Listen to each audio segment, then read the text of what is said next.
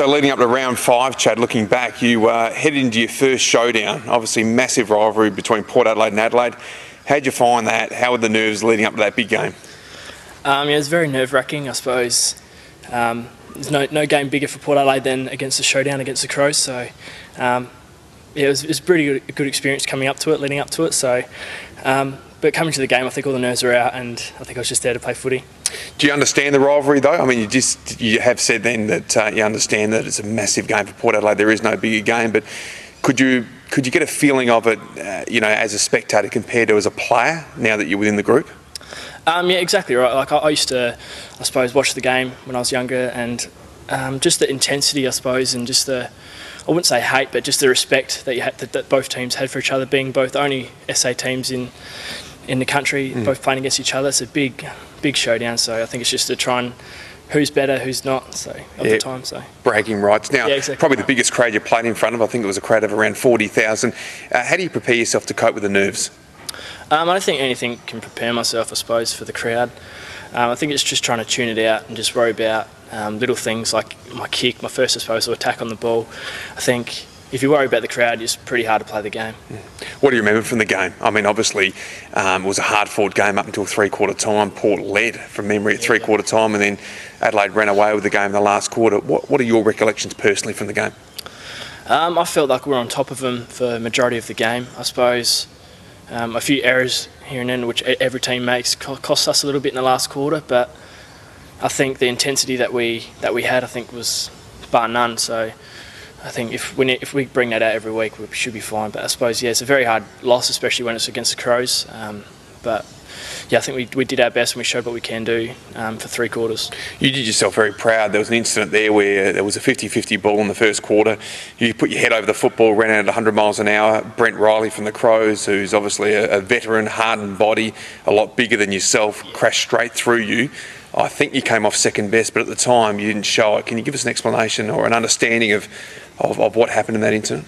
Yeah, I've unfortunately watched this clip a fair few times just to see where I could have protected myself a little bit more.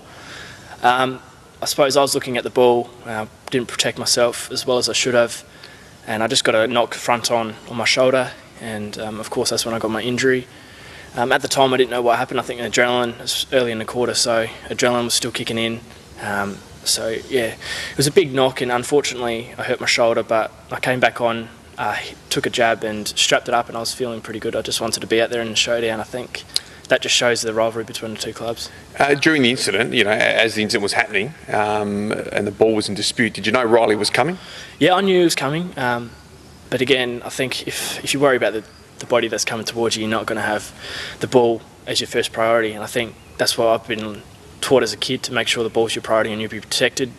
Unfortunately, it was a fair bump, and I didn't protect myself, I suppose, as much as I should have. I ended up definitely second best, but we got a goal out of it, so I'm happy. Port Adelaide supporters are very proud of that effort that day, from yourself in particular, that's that moment.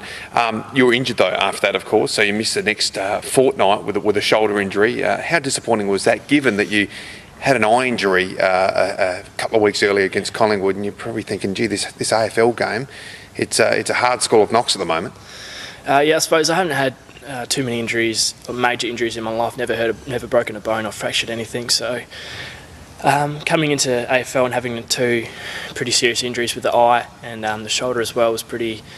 Just a bit deflating, I suppose. I just want to play football, be out there every week, and if it's my form that's getting me out of the side, I'd prefer that than injury. So it was just a bit deflating, I suppose. So you work your way back from that, and this is really underlying the ups and downs of AFL football. Yeah. So you work your way back into the side for round 8, and we have a remarkable victory against North Melbourne. You're part of probably the best win the club's had over the last 2 or 3 years. How did that feel? It was an Indigenous round. I suppose it was a massive round for everyone, and I think it just shows the pride and belief that we have in each other. That really shone for that game in that last quarter. Most people would have said, "Nah, turn off the TVs," or would have started left the ground. But for sure, the players never did, and they gave it all. And I was lucky enough to get the win. It was a huge win for the club, and I suppose that's just, for everyone who was involved, it was just an amazing experience. Can you remember back to three-quarter time? I think the boys were down by about 5 goals, and North Melbourne, after that, actually kicked the first couple, I think, or 1 or 2 of the first in the last quarter. But three-quarter time, what was Matty's message, and was there a real belief?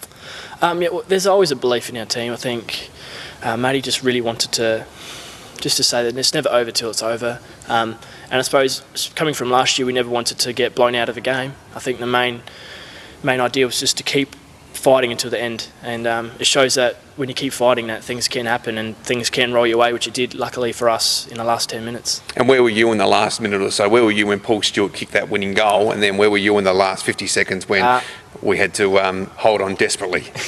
I actually just came off at that stage, so I was just on the bench watching as a spectator, I suppose, a little bit. So I was on the bench there when Matty came down, and it was a pretty good experience. Yeah. Fantastic. Then we beat the Gold Coast the week after, which was someone would have expected us to do that, and we did. We played some good patches of footy, and then the week after that, you were also involved in our terrific win over Carlton. That was probably along with the North Melbourne result, one of the highlights of your career so far. Yeah, definitely. I think the Carlton game was probably, I reckon it was my favourite game so far, just purely because we played against some really, really key players in AFL, and I think we shut them down as a team. And I think that was probably the best game we played individually and as a team as well. Just playing our roles, I suppose, as well. So it was really good. Yeah, we beat them convincingly by 9 goals. Exactly. It just must have been a terrific feeling. Good crowd there that night, really getting behind the boys. And I guess have you noticed that really drives the team on? Exactly right. When the crowd gets out there, the bigger the crowd is, I think, the better we play sometimes. I suppose it's just when you have people encouraging you rather than putting you down, it's just a massive uplift to the team. I suppose when we got each other, lifting each other and the crowd as well, I think it's just an amazing experience. So finally, that reaches about the halfway point of the year. How have you measured things so far, your AFL experience at the midway point of your first season? Yeah, it's actually gone really quick, believe it or not. I can't believe it's already halfway through the season. It's been a great experience so far. I just wish we could keep going longer, but yeah, hopefully we get a few more wins under our belts in the end of the season, and yeah, hopefully get into a good pre-season next year and worry about that then.